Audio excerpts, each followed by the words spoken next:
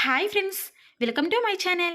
ఈరోజు మన ఛానల్లో చాలా టేస్టీగా తయారు చేసుకుని బెండకాయ మసాలా కర్రీ ఎలా ప్రిపేర్ చేసుకోవాలో ఇప్పుడు చూద్దాం. బెండకాయలను ఎప్పుడూ ఒకేలా కాకుండా ఇలా ఒకసారి డిఫరెంట్గా ట్రై చేసి చూడండి. టేస్ట్ అయితే చాలా బాగుంటుంది. అంతేకాదండి, రైస్, చపాతీ, రోటీలతో కూడా ఇది పర్ఫెక్ట్ కాంబినేషన్. అయితే ముందుగా ఈ బెండకాయ మసాలా కర్రీని ఎలా ప్రిపేర్ చేసుకోవాలో, దీని ప్రాసెస్ ఏంటో ఇప్పుడు చూద్దాం. ముందుగా బెండకాయలను బాగా వాష్ చేసుకొని వాటిని వీడియోలో చూపించిన విధంగా కట్ చేసి పెట్టుకొని పక్కన పెట్టుకోవాలి. తర్వాత ఒక బౌల్ని తీసుకొని అందులోకి 1 కప్పు చిక్కటి పెరుగుని వేసుకోవాలి.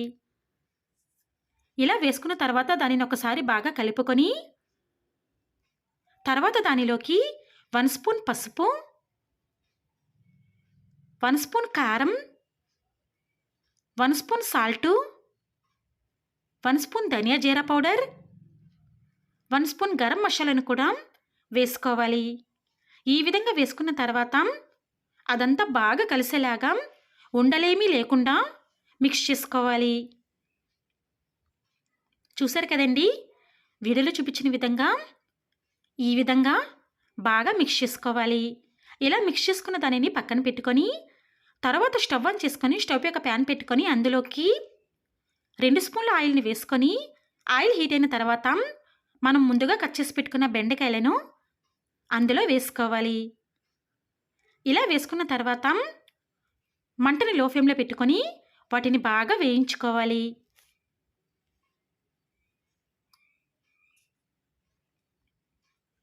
ఇలా ఒక 15 నిమిషాల పాటు వీడియోలో చూపించిన విధంగా బెండకాయలను బాగా వేయించుకోవాలి. ఈ విధంగా వేగిన తర్వాత అందులోకి 1/2 స్పూన్ సాల్ట్ని వేసుకోవాలి. అలాగే ఒక చిన్న సైజు నిమ్మకాయని తీసుకొని దాని రసాన్ని కూడా అందులో వేసుకోవాలి. ఇలా నిమ్మకాయ జ్యూస్ను అలాగే సాల్ట్ని వేసుకున్న తర్వాత మరొకసారి బాగా మిక్స్ చేసుకోవాలి. ఇలా కలుపుకున్న తర్వాత ఒక 2 నిమిషాల పాటు అవి వేగిన తర్వాత వాటిని ఒక ప్లేట్లోకి తీసుకోవాలి. ఈ విధంగా తీసుకున్న తర్వాత వాటిని పక్కన పెట్టుకొని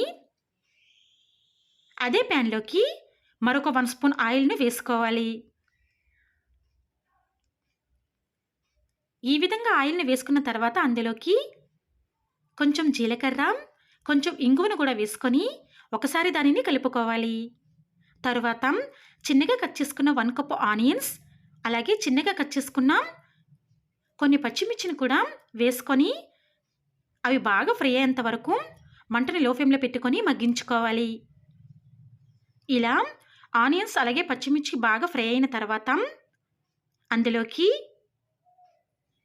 1 స్పూన్ అల్లం వెల్లుల్లి పేస్ట్ని కూడా వేసుకొని అది పచ్చి వాసన పోయేంత వరకు ఒక 2 నిమిషాల పాటు ఫ్రై చేసుకోవాలి. ఇలా అన్నీ బాగా ఫ్రై అయిన తర్వాత ముందుగా మనం రెడీ చేసి పెట్టుకున్నాం కదండి, ఆ పెరుగు మిశ్రమాన్ని అందులోకి వేసుకోవాలి. ఇలా పెరుగు మిశ్రమాన్ని వేసుకున్న తర్వాత దానిపై మూతని పెట్టుకొని ఒక 15 నిమిషాల పాటు మంటని లో ఫ్లేమ్లో పెట్టుకొని మగ్గించుకోవాలి. 15 నిమిషాల తర్వాత మూత తీసి ఒకసారి అదంతా బాగా కలిసేలాగా కలుపుకొని మనం ముందుగా ఆయిల్లో ఫ్రై చేసుకున్నాం కదండి, ఆ బెండకాయలను అందులో వేసుకోవాలి. ఇలా వేసుకున్న తర్వాత ఒకసారి బాగా కలుపుకొని మంటని లో ఫ్లేమ్లో పెట్టుకొని దానిపై మూతని పెట్టుకొని మరొక 2 నిమిషాల పాటు మగ్గించుకోవాలి. ఇలా కొంతసేపటికి మనకి పర్ఫెక్ట్గా బెండకాయ మసాలా కర్రీ రెడీ అవుతుందండి. చివరిగా అందులో కాస్త కొత్తిమీరను వేసుకోవాలి. ఇలా కొత్తిమీరను వేసుకున్న తర్వాత స్టవ్ ఆఫ్ చేసుకోవాలి. అంతేనండి, ఎంతో ఈజీగా టేస్టీగా ప్రిపేర్ చేసుకుని బెండకాయ మసాలా కర్రీ రెడీ. టేస్ట్ అయితే చాలా డిఫరెంట్గా ఉంటుందండి. తప్పకుండా మీరు కూడా ఈ ప్రాసెస్లో ఒకసారి ట్రై చేసి టేస్ట్ చేయండి.